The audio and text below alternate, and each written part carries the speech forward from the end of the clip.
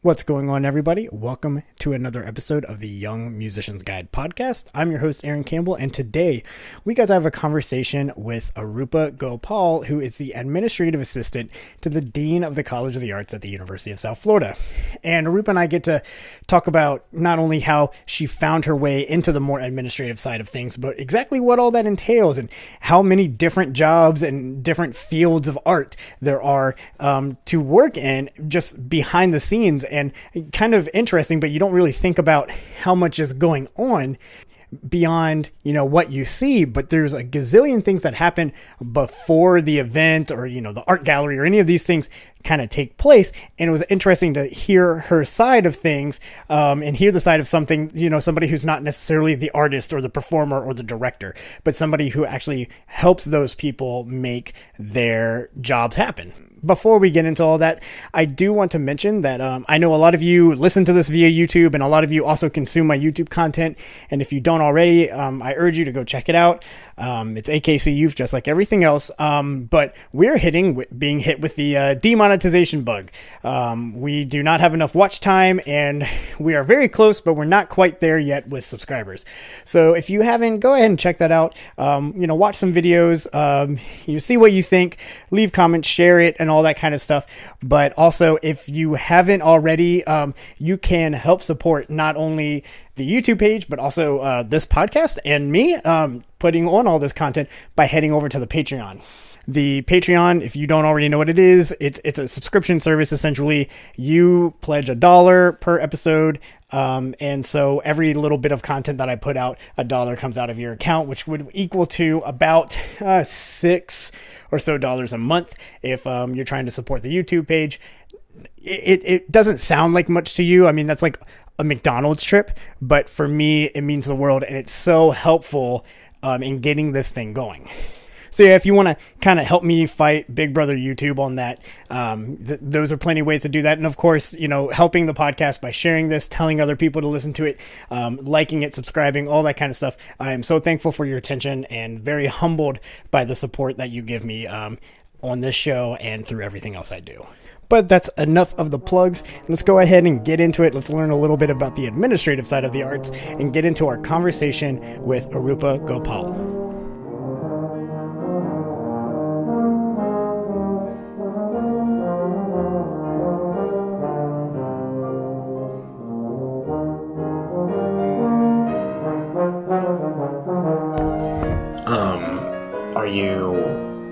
Are you guys doing any of that Star Wars music?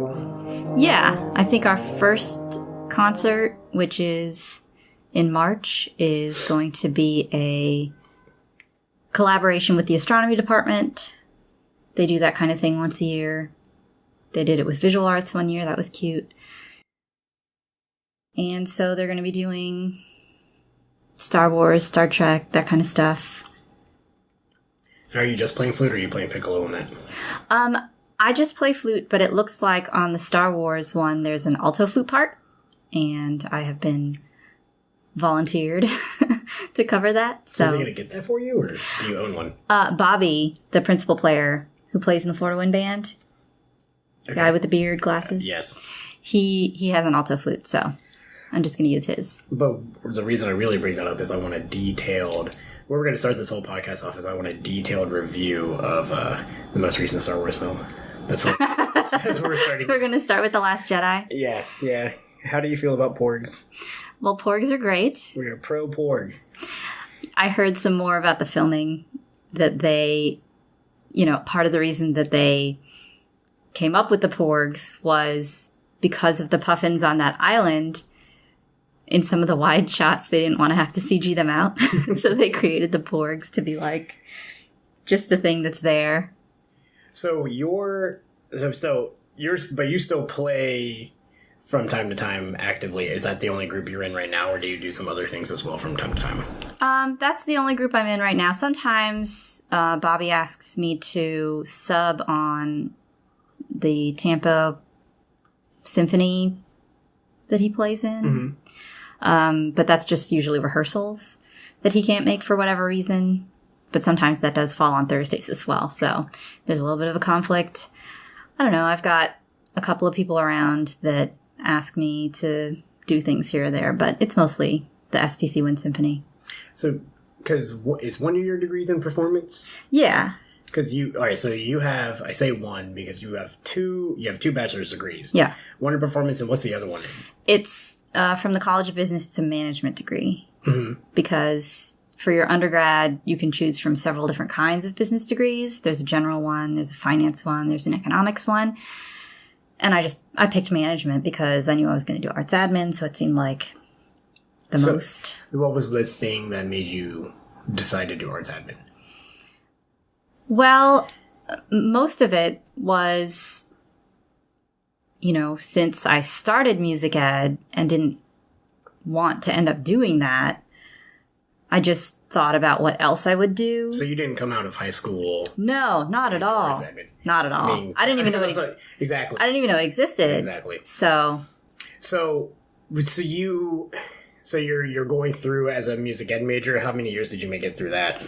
I'd say I got to the end of my first year, and you're not even into the real ed classes or anything, but just going through it and seeing what other people were going through. I just, because I was like checking it, high school marching bands and all that stuff. And I did some of that in high school. And I just knew that I liked it, but I wasn't really in love with it. And it's such a big part of your life if you become a band director of any kind. So I couldn't, see myself doing that. So to do arts admin, excuse me. So to do arts admin, do you have to have any sort of arts degree in the first place? It depends. Since it's kind of a newer program of study, the first programs came about like late 60s, early 70s. That's kind of when the NYU program came through. There isn't one way to do it. And it's only until recently that there have been a lot of programs popping up. When I was looking to go to grad school, there were only a couple dozen. And now they're kind of all over the place. And it was mostly masters. And now there's a lot of bachelor's degrees starting up as well. But I think it just depends on how you get into it. So most arts organizations, if you're an orchestra or, a chamber group or anything like that, there was usually a person who would end up being the one who handled the contracts and did the bookings and talked to the venues and all of that. So they would just sort of evolve into the administrator. And then there are a lot of people who went the for-profit corporate route and decided that they didn't like that and wanted to do something that was more meaningful and took those skills over to the arts. There are people that just fell into it for a number of different reasons. They started volunteering somewhere. But in terms of going at it through a degree program, that's still not necessarily the norm. So it can kind of be anyway, but that's the way I did it. Gotcha. So when you do arts admin, obviously it's an arts thing. So were you hopeful to spend most of your career in music because of your background, or? Yeah. So it is split up in a few different ways. And the NYU program is a really good illustration of that. There's a performing arts administration program, dance, music, theater groups. There's a visual arts administration program, museums and galleries. And then there's a music business program, which is sort of the for-profit side of the music industry.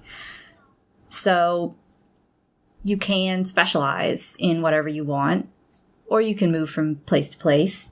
You could work at an orchestra and then move to a museum. I mean, the concepts are pretty similar.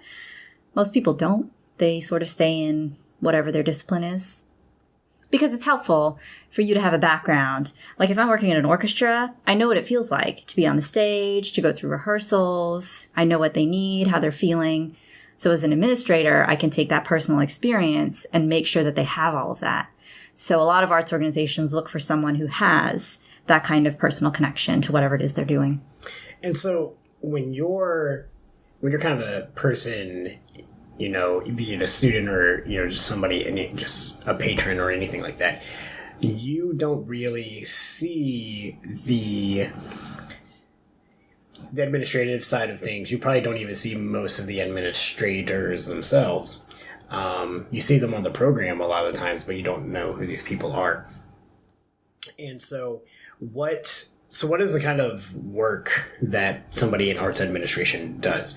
What are the I know that's a loaded question. There's a gazillion things that these people do. But I feel like a lot of people listening to this is the first time they're even hearing about arts administration. So what kind of line of work is it? If you can answer it right. broadly. So it's arts administration, so it is administrative, and it's basically the day-to-day running of the organization. You're doing things like running the box office, the marketing plan, you're doing the fundraising, the overall direction of the organization. You're doing all of the producing. If you're a performing arts organization, for the performances. If you're a museum or a gallery, you're doing the curating. So it's all of the stuff that helps an organization run day to day. And most of the time you don't hear about those people because it's the art and the artist that the public is mostly interacting with. If you're the executive director and you're putting all of this time and effort in, the person that your patron is most likely to have the biggest interaction with is the person in your box office, who is a lot of the times a part-time person, not going to do that for the rest of their lives. So it's a really interesting dichotomy because you have all of these full-time administrators where it's their whole life, and then you have the people on the staff and the volunteers who generally have the biggest presence with your patrons. So it's kind of a balancing act that you have to figure out as an administrator. But yeah, you're just trying to make everything run and satisfying all of your artistic ambitions, fulfilling your mission statement. To be a nonprofit, your mission statement is a big part of who you are and how you survive and how you follow the law. So you're trying to fulfill your mission and putting your art out into the world and doing it in a way from an administrative standpoint that the artists don't feel it. You want to be all the backstage, behind the scenes stuff that just works. And even if it's tough, you figure that stuff out before it gets to the art. So the artist can just focus on the art. So what are some of the establishments and institutions somebody who goes through an arts administration program can work in? So you could work at a dance company, at an orchestra, at a theater company, at a venue, a big performing arts hall. You could work at a museum or a gallery, those kinds of organizations. So anywhere that art goes on, yeah, in any stretch of the imagination, and so because I'm thinking about it, thinking about some of the things how about a restaurant that brings in talent? Generally, arts organizations are nonprofit. Mm-hmm. So, but does that mean somebody in arts administration has to work for a nonprofit? No, not necessarily. There are concepts that work, but in terms of running a nonprofit, you've got a lot of very specific things to think about, and you can take some of those skills over to a for-profit industry, but the focus is just very different. Mm-hmm. If you're a nonprofit, you're very mission focused. Because I just tend to, you think of somebody who is an arts admin, and you think, you have to deal with very stuffy environments, when you think of the bougie artistic side of things. But I would assume that something like a House of Blues in Orlando probably has somebody in that line of work, who isn't trying to book Mozart concertos. Right. So are there different sectors of arts administration? Is there kind of a marketing side? Is there a recruiting side? Do you specialize in it? Do you kind of find yourself involved in that specialization, or is that something that like you were saying with your business degree? You're saying there's different sectors of it. Is there different sectors of the arts administration degree as well? Not for the degree programs, mm-hmm. but you absolutely can specialize once you're out. Right now, I'd say most organizations are looking for people in marketing and development. That's getting the word out and raising money. So if you're getting into a program, that's a good place to focus on. There are a lot of people who focus on production, who want to go the more executive director track. There are places you can find yourself from organization to organization and just focus on that one thing. And you're going to be more valuable to a future organization if you have that kind of specialized skill set. So what were some of the things that you did? What happened in your past that you feel like has really come in handy now that you're working in this field? So when I first got involved with music, it was through middle school band, and I loved it all the way through, and then got into high school and found myself in some leadership positions and ended up helping before rehearsals, after rehearsals, on time off, trying to just help out any way I could to make things run. And then when I got to college, I found myself doing a lot of the same kinds of things, the behind the scenes things to make things run. And it was never something that I specifically thought, this is the kind of thing I'm going to do so I can be an arts administrator. They were just the things that I liked doing. And so when I was looking for what my future would be, I thought about that stuff that I liked doing and found a field where I could just do that for my career. Like I said before, I really liked the idea of making all the behind the scenes stuff run real well so that the artists can just focus on the art and I know where they're coming from. So it just sort of came together for me. So what are some of those things, what are some things that me as a member of an orchestra might not think about that you make happen that if it didn't happen would make my life way more difficult? Well, I've worked in an orchestral environment before, and I would say that making sure that there's coffee backstage is a big one that we try to make happen. Really good quality coffee, too. From an artistic standpoint, about things like marketing or fundraising. It's kind of easy to understand. But all of the contract negotiations, the financing and the budget, making all of your various streams of income come together and work, the kind of ratio you need between earned income and contributed income, the money that you make from ticket sales and the like and contributed from personal donations and foundations. It's a bit of a puzzle to put together year after year. And all of the producing aspects of booking venues and making sure all the chairs and stands are where they need to be and working with the stagehands and all of that behind the scenes stuff. So if it's an orchestral environment, that player is probably somewhat familiar with all of that, but it's just day to day. So I feel like a lot of it, when I appreciate the organizations that I work with, as the artist, most when the communication is on point. And I feel like, just hearing about, your day in and day out, a lot of it is just pure communication based, like just being able to speak with people, whether that's, you're at a, fancy, you're at like some fancy like tea time trying to get people to donate to the thing and you have to, kind of wine and dine them, or if it's just, working with the people within your own environment and your own departments.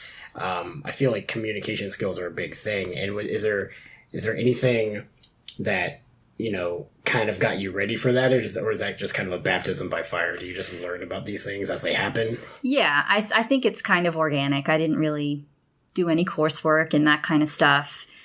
I think a lot of the group projects that I hated in college, it sort of translates to your real life because that's what you end up doing, is working within your department or working with other departments within the organization to make things work. So I think that's something that each individual sort of figures out on their own, what their communication style is, what's most effective for the environment that they're in. If it's a very small organization, if it's a very large organization, it sort of differs from place to place. And I think that's probably sort of universal within a lot of different workplaces. Communication is important, but, it just differs, communicating within your organization and then communicating with people that you hope will donate, foundations that you're trying to apply for grant money from. you just sort of have to tailor your message to who you're talking to. And so what's your current position now exactly?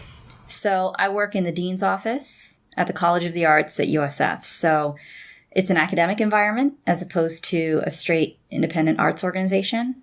And it is administrative work within the arts. It's just a very different kind of thing. It's a school setting. So I'm not really involved with the other. There is a development department. There is a marketing department. There's a production department. So it's all very similar, but it's just sort of a different point of view. You're getting people ready to go out into that industry. Gotcha. And so and you're also doing a lecture about about the administration stuff too, right? Yeah. So you're co-teaching a lecture right now, and what is in that class? What are you guys talking about? So it's basically a condensed version of the master's degree that we both got. But for undergrads. For undergrads. We both went through the same program at NYU. So we're coming from a very similar place. And we both spent time working in New York in independent arts organizations. And this class is for undergraduates. Master's students can take it as well. But for the most part, we spend each week talking about every department within an arts organization. We start with a little bit of a history of the industry. We talk about what a nonprofit is, how it functions. We talk about management, working with your board of directors, which is the governance side of things, long-term financial planning, and bigger fundraising. We talk about marketing and development and production, basically everything that goes into making an arts organization run on a weekly basis. And we think that it's such a hands-on type industry. There isn't really a lot that's theoretical about it. Every day you're trying to make things literally happen. So we just figure the best way to do it is to dive right in and approach it as if this is how things are going to be when you're working in that situation. And we've got students from all over the college. So art students, music students, dance students, theater students. And whether they're going to be administrators or not, we think it's really helpful for them to, as an artist or as an educator, to know what the industry is like, how administrators think, and what are the things that are important to consider as a member of the arts. Well, yeah, I feel like a lot of that kind of stuff would be super helpful for anybody who's the head or a part of any organization, especially anything that's public, like being a band director or a choir teacher or something like that, or somebody who runs their own private lesson studio, things like that. I just feel like it's very administrative, and what your class kind of sounds like is like those non-major undergraduate music appreciation courses where you go from like medieval music to everything else in a semester. That's what it kind of sounds like. Not a very specialized thing, just kind of dipping your toes in the water, but you're covering a lot of material in there. Yeah, it's a lot of material, and we try and do it in a way that's very practical and very approachable. We're using a textbook that's pretty straightforward, and then a book written by one of the arts administration gurus, Michael Kaiser, and trying to give them just a really current window into the arts industry. Every week we talk about what's going on in the arts, what's in the news that week, and it's a very discussion-heavy course. So what makes someone, because I assume a lot of one of the dreams of the class is to find a couple of people who might not have even thought about this and expose them to it, and all of a sudden, something clicks and they're like, this is for me. Well, what brings somebody into this job? The job of an administrator? Well, yeah, what makes somebody want to go and be like, you know what, I want to be the, the nuts and bolts person. Especially, I mean, coming from your side where you're like, you were performer, thinking about teaching, and then something just switched.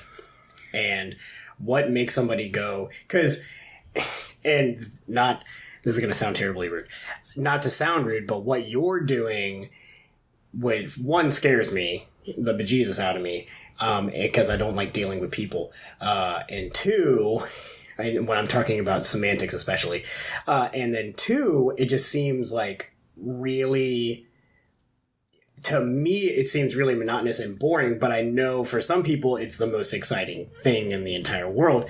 And there are parts of my job that they would have it's just, different strokes, different folks. But so what are things that like people go, oh, I see this and this is really interesting. This is really exciting. What draws people to the field? I think it's a combination of wanting to stay within the arts, stay on the nonprofit side of things, and using skills that they already have or are interested in. So maybe they're interested in marketing, but they take a marketing course in the College of Business and you're like, I don't want to work for Coca-Cola or Land Rover or 1-800-Flowers. So they can use those skills and interests and stay in the profession that they love. Because, I'm trying to think of, who are the people that I knew in high school who would have been the people that I would have pegged to be in this. And I'm thinking like the person who was a really good band captain, or maybe the person who was a really good stage manager for the drama program. That type of person is just like the person who gets excited to make everything run. Yeah, and they're out there and they're enjoying what they're doing and they don't know that's a skill set that they can use in the future. And it reminds me too, like when I was working as a waiter and seeing what my manager had to do, that even though I knew they were getting paid more and that was kind of like the job that you're working to get, that did not excite me whatsoever, because I liked being out and in the stuff, and they were making everything tick. Is it like that at all? I mean, is that a good reference? I mean, that's what I liked about it. That's what drew me to it. I had, like I said, been in leadership positions in student organizations, and I always liked the managerial side of things. And I didn't really think of it that way. I just liked encouraging people into the right kinds of positions, showing them how to do things, how to make themselves better, so that we could all move towards the same goal together. We all get along. Right. and we can accomplish this thing that we set out to accomplish. Because I feel like for every job out there, there's that saying of like, one man's trash is another man's treasure. I feel like for every job out there, there's somebody out there who like, that is what they were made to put on this earth to do, and they're going to gung-ho about it. And sometimes the things that, might excite you don't excite me, and vice versa, or anybody else listening. Like, it's such a weird gray matter. And, it's, especially for something that you don't hear about a lot, it does seem like an extremely important side of things. Like, you can't just have... Once you get out of, like, let's say high school band, you can't just have a band director and a bunch of musicians and make anything happen. Yeah, I mean, that's the ideal, right? But it just never quite works out that way. And like I said, if an organization like that wanted to exist, someone within, an artist or maybe the band director, would perform all of those roles. And so the need is never not there. It's just doled out in a different way. And so does arts administration, if you get a degree in that, does that also, I mean, is there like, managing, what if you wanted to manage like a rock group or a certain artist, or, be their representation? Is that part of it as well? Not technically, not usually. There are concepts that you could use, but that's more the for-profit side of things. Like I said, with the NYU program, they had a music business master's you could get, and that's what they would focus on. So I would say, in general, if the program is called arts management or arts administration, it's nonprofit. And if you're looking for managing a rock band or managing artists, that's on the for-profit side. So that's very deceptive. I mean, it wasn't until I got involved with a nonprofit organization that I even realized that you can make money through a nonprofit. It sounds weird because you think nonprofit and you're like, oh, that's a volunteer, right? But nonprofit doesn't mean that you can't make a profit. So it just means... What are some examples of nonprofits? Well, the New York Philharmonic. Okay, yeah, that's is a nonprofit. Right? But I go and pay a ticket. Like, it's not... That's right. The New York Philharmonic is more than welcome to get money and to make a profit, but that money has to go back into the organization to fulfill the mission. It can't be doled out to directors on the board or shareholders. There's no bathing in money. Mm-hmm. Whatever money you make has to go back into the organization to fulfill your mission. And all right, so let's talk about then just the day in and day out of somebody who might be in one of these roles. I mean, what's a typical day in the life? So it depends on the organization and what their timeline is. So if you're working at a venue that has shows in the evenings or on the weekends, that might be what you're doing too. But a lot of offices work 9 to 5, Monday to Friday. You're in meetings with your department, across the organization. You're doing very project-based work, which kind of breaks up the monotony a bit. Yes, you might be sitting behind a computer a lot, but you need to put all the details together to put one show on, and then all the details together to put another show on. So there is the opportunity to explore different aspects of the industry from show to show. If you're someone in a development role, you're probably going out and meeting with people, lunches and coffees and dinners to talk about giving to the organization. If you're someone like an executive director, you might be doing other visits, other organizations. You're sort of the front face of the organization.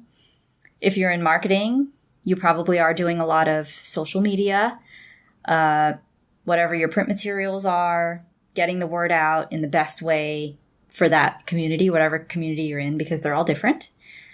If you're in production, your life probably revolves around whatever the concert or performance schedule is. Like I said, those evenings and weekends. So it all just depends on what you're doing. But there's a good amount of sitting in an office behind a computer. Which, I mean, for some people, that's exactly what I want to be. Yeah. And, I mean, I feel like with each event, for each organization you work with, I mean, when you're working on putting together an art exhibit and making, those, the gallery and making that happen. And when that finally comes out, I feel like that's kind of like your baby. And in the same way that like probably the artist that you were working with was really working on that one piece of art, your piece of art is this event or, whatever it is you're trying to work on.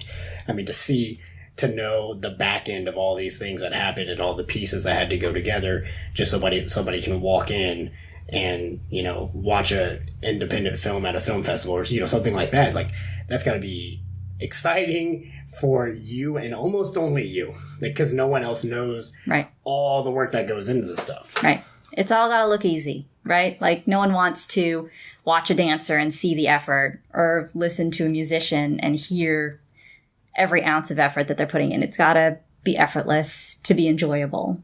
So we want the patron experience to be as enjoyable as possible. Even if a show is going on and some kind of an emergency backstage happens, we're happy to run around like crazy people as long as the audience has their great experience with us.